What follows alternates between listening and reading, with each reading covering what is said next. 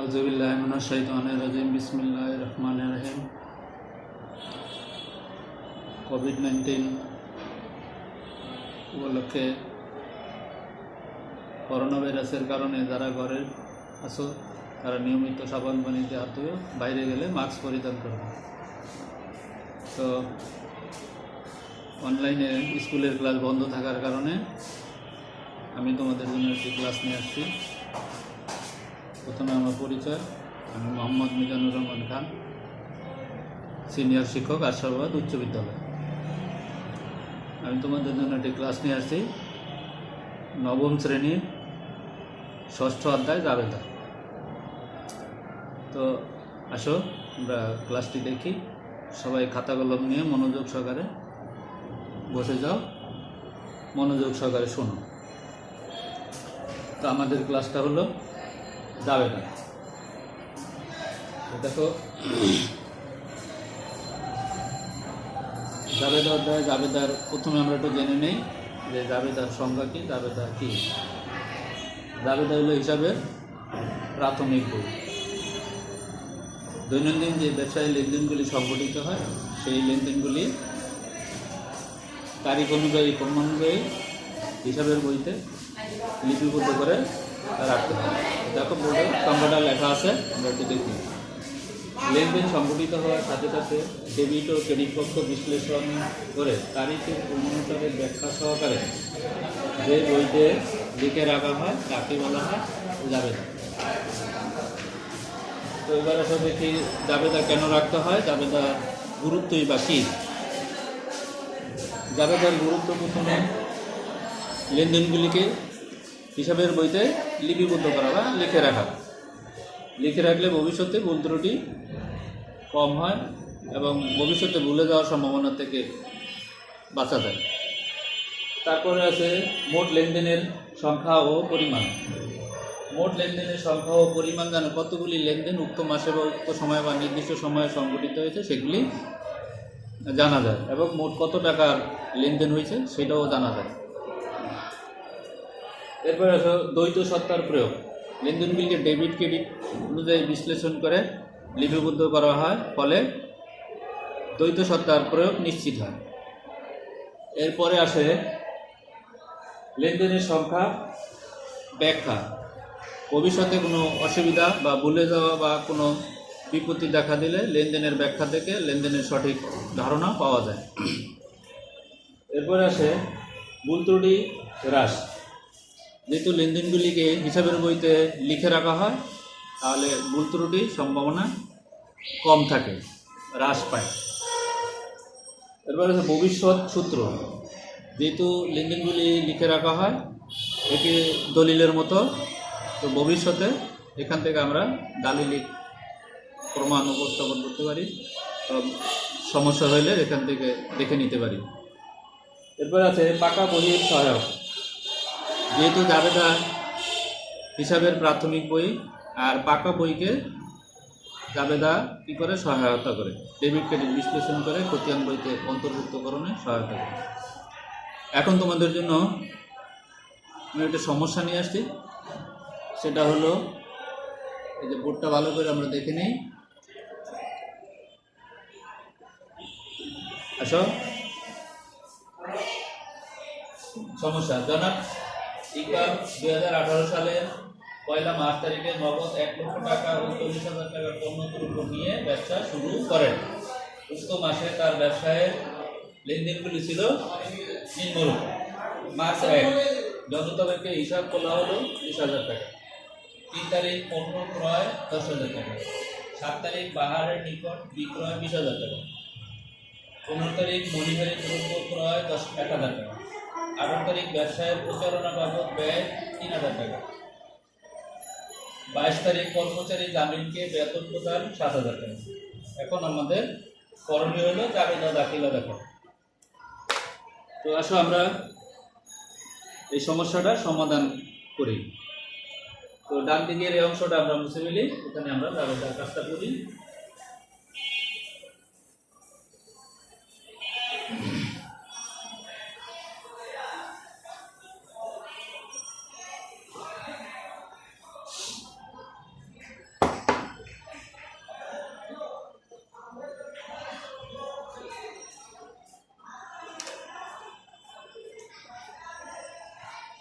প্রথমে আমরা জাবেদার সহক আঁকি।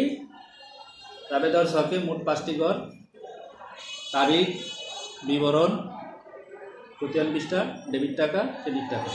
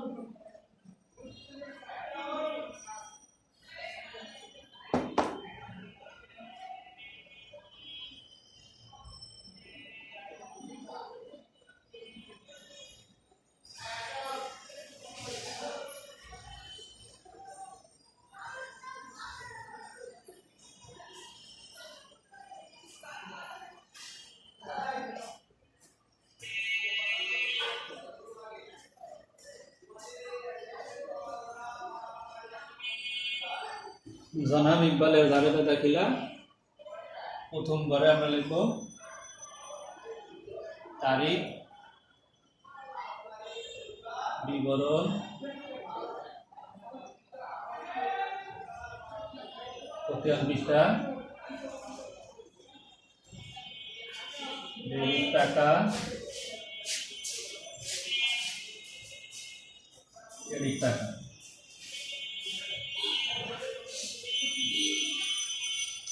আমাদের 1 তারিখে লেনদেনটা ছিল 2018 সালে 1 মার্চ তারিখে 2018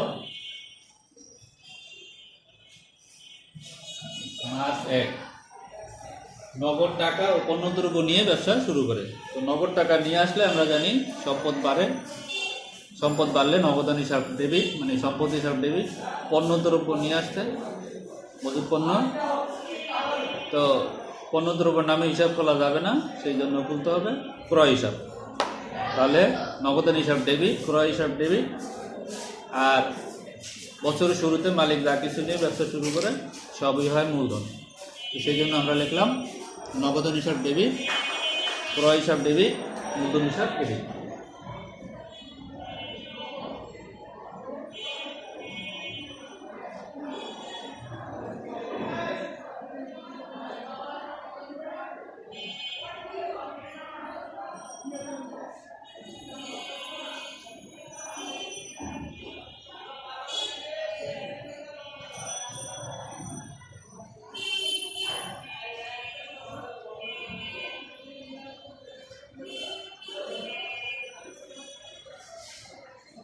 নগদে আছে 1 লক্ষ টাকা, আমরা ডেবিট করে লিখলাম। পণ্যদ্রব্য আছে 40,000 টাকা, দুইটা টোটাল হইল 1,40,000 টাকা। বিবরণটা হবে জনাব ইকবাল নগদ টাকা ও পণ্যদ্রব্য নিয়ে ব্যবসা শুরু করেন। এটা দাগ দিয়ে আমরা এই দাখিলাটা বন্ধ করে দেব। এরপরে আমাদের জন্য আছে 2 তারিখ মার্চ 2, জনতা ব্যাংকে হিসাব খোলা হলো। জনতা ব্যাংকে হিসাব খোলা হলো মার্চ 2। ব্যাংকে হিসাব খোলা হলে ব্যাংকে টাকা জমা হয় আর আমাদের ব্যবসা থেকে নগদ টাকা চলে যায়। তো নগদ টাকা চলে গেলে, সম্পদ চলে গেলে ক্রেডিট। আবার ব্যাংকে টাকা জমা হয়েছে, ব্যাংকও একটা সম্পদ, সেজন্য ব্যাংক হিসাব হবে ডেবিট। ব্যাংক হিসাব ডেবিট, নগদান হিসাব ক্রেডিট।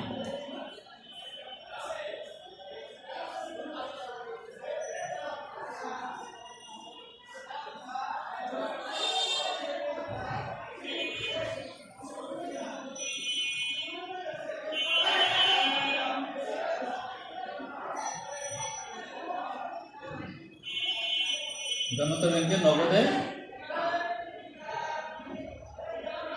নগদ টাকা জমা দিয়ে জনতা ব্যাংকে হিসাব খোলা হলো।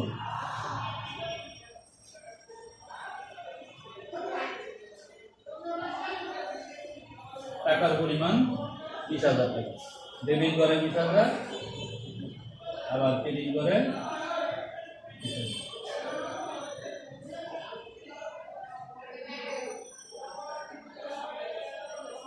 এরপরে আমাদের পরবর্তী লেনদেন আছে বাহারের নিকট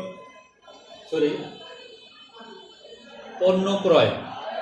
পণ্য ক্রয় করলে টাকা খরচ হয়, খরচ হলে খরচ বাড়লে খরচ হিসাব ডেবিট। আর যেহেতু কিছু বলে নাই নগদ বা বাকিতে কারো নাম, সেই জন্য নগদান হিসাব ক্রেডিট। নগদ টাকায় ক্রয় করা হয়েছে ধরতে হবে। এটা হলো 3 তারিখ ক্রয় হিসাব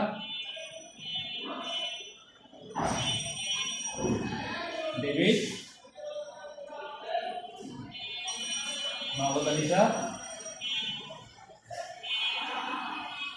ক্রেডিট। যেহেতু নগদে পণ্য ক্রয় করা হলো। টাকার পরিমাণ ডেবিট করে 10,000, ক্রেডিট করে 10,000। 3টা জবাব হয়ে গেল। এখন আমাদের টাকার সংকট, সেই জন্য আমরা উপরের দিক থেকে 1 তারিখের লেনদেনটা আমরা মুছে দিব। 1 তারিখের লেনদেনটা মুছে দিলাম।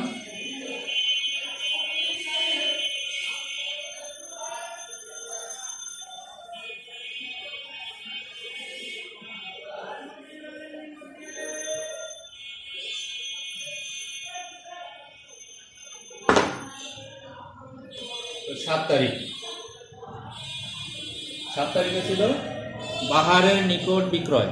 যেহেতু বাহারের নিকট বিক্রয় বলছে, এটা কোনো ব্যক্তির নাম যদি উল্লেখ থাকে আমরা জানি এটা বাকিতে হবে, কারণ নগদ উল্লেখ যদি না থাকে বাকিতে হয়। আর বিক্রয় করলে আয় হয়।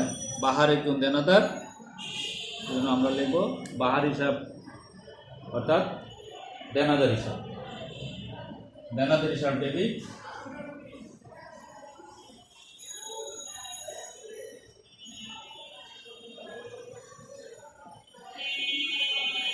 বিক্রয় হিসাব ক্রেডিট। যেহেতু বাহারের নিকট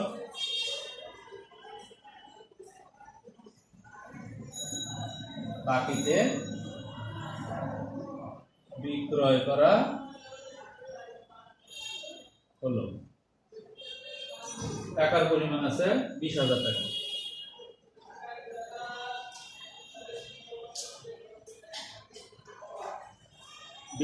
টাকা।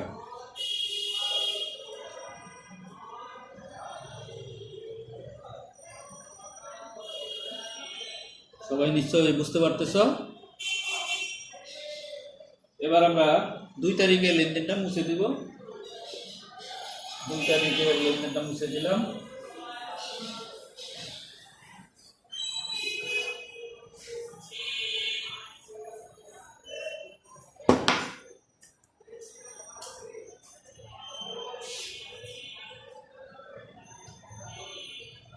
এখন আমরা 15 তারিখের লেনদেনটা ডেবিট ক্রেডিট করে লিখব।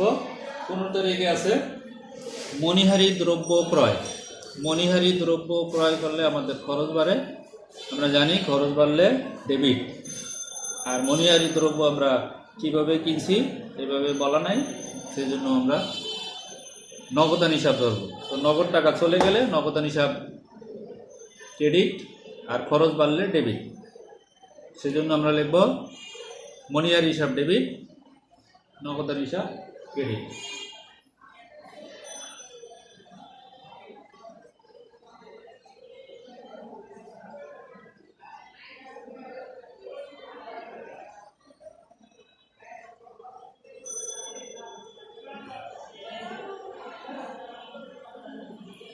৳১,০০০।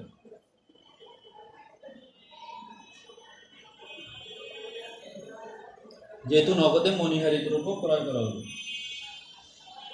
নগদে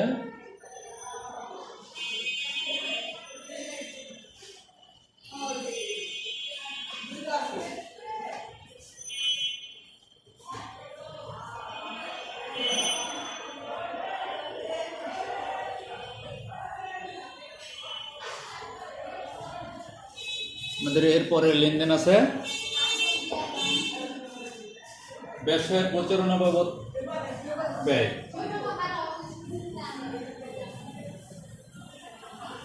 3 তারিখে লেনদেনটা আমরা মুছে দিলাম। ব্যবসায়ের প্রচারণা বাবদ ব্যয়। ব্যবসায়ের প্রচারণা এটা মানুষকে জানানোর জন্য, তো মানুষকে জানানোর জন্য যে ব্যয় হয় এটাকে ব্যবসায়ের ভাষায় বলা হয় বিজ্ঞাপন। বিজ্ঞাপন এটা একটা খরচ, তো খরচ বাড়লে ডেবিট। আর খরচটা কীভাবে করেছি? নগদ টাকার মাধ্যমে, সেজন্য বিজ্ঞাপন হিসাব ডেবিট, নগদের হিসাব ক্রেডিট। 18 তারিখ।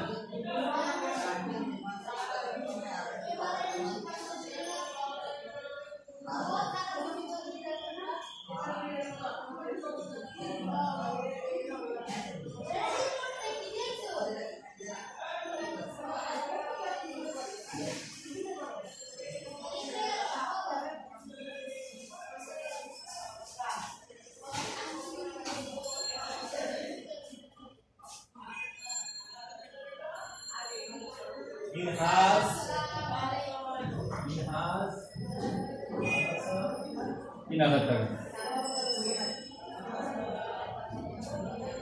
যেহেতু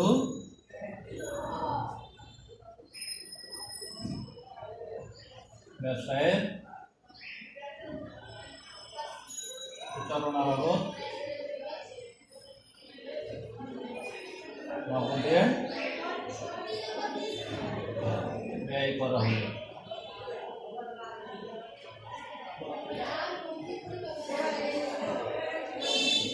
বিজ্ঞাপন ডেবিট, নগদান হিসাব ক্রেডিট। ব্যাখ্যা হলো বিজ্ঞাপন বাবদ অর্থাৎ প্রচারণা বাবদ নগদে ব্যয় করা হলো।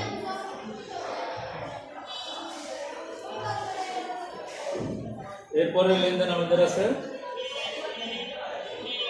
কর্মচারী দাবিকে বেতন প্রদান।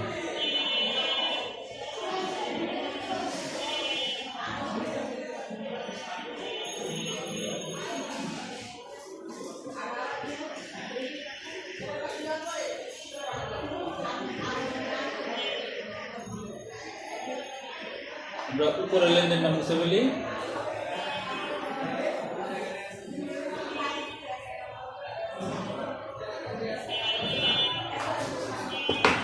কর্মচারী জামিনকে বেতন প্রদান করা হলে আমাদের নিয়মে বলা আছে খরচ পরিশোধ করার ক্ষেত্রে কোনো ব্যক্তি বা প্রতিষ্ঠানের নাম থাকলে সে ব্যক্তি বা প্রতিষ্ঠানের নামে হিসাব খোলা যাবে না, সংশ্লিষ্ট খরচের নামেই বা হিসাব খুলতে হবে। তো খরচের নাম হলো বেতন, তাহলে বেতন হিসাব ডেবিট আর নগদে পরিশোধ করা হয়েছে সেই জন্য নগদান হিসাব ক্রেডিট।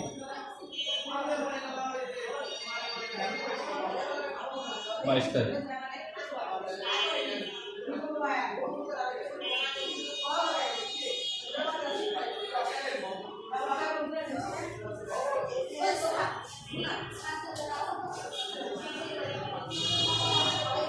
৳7,000।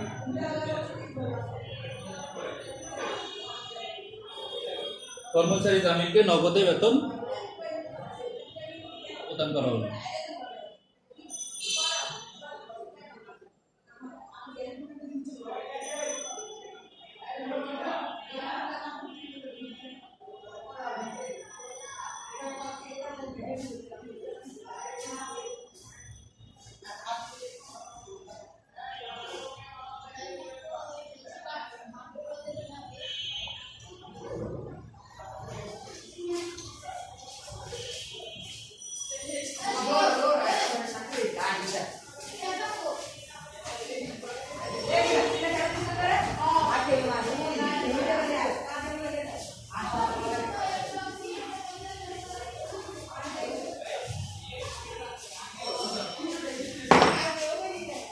জাবেদা করা শেষ হয়ে গেলে জাবেদার টোটাল যোগফলটা নামায় দিতে হবে সর্বশেষ।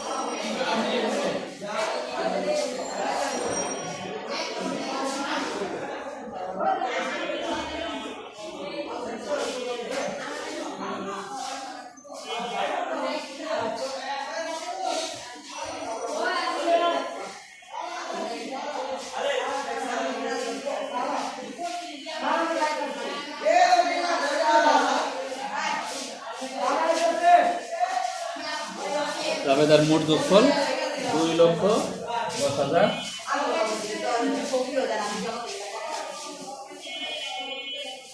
এই ছিল আমাদের আজকের ক্লাস। তো আমরা সবাই ভালো থাকি, করোনার থেকে বেঁচে থাকি।